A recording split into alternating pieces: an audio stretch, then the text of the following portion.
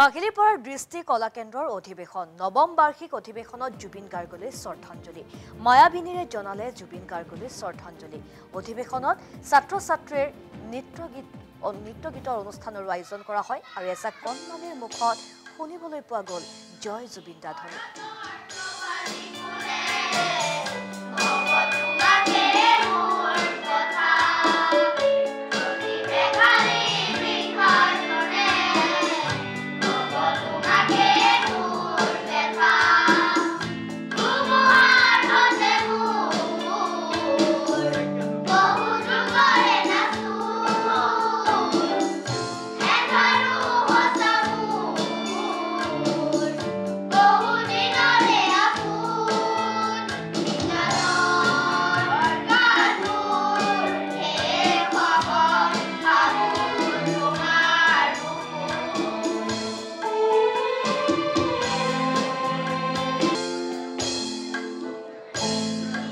চনৰ 20 নৱেম্বৰত এই দৃষ্টি কলা কেন্দ্ৰৰ অনুষ্ঠানটো আৰম্ভ হৈছিলে আৰু আজি এটা দুটাকৈ আজি 9টা বছৰ অতিক্ৰম কৰিলে আৰু এইবাৰ যদিও আমি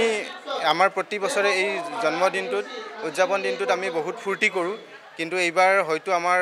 ফূৰ্তি নাই গোটেই অসমবাসীৰ লগতে দেশবাসীৰ লগতে আমাৰো ফূৰ্তি নাই আৰু সেইবাবে আমি এইবাৰ গোটেই অনুষ্ঠানটো জুবিন দাৰ নামত উৎসৰ্গা কৰিছোঁ আৰু তেখেতৰ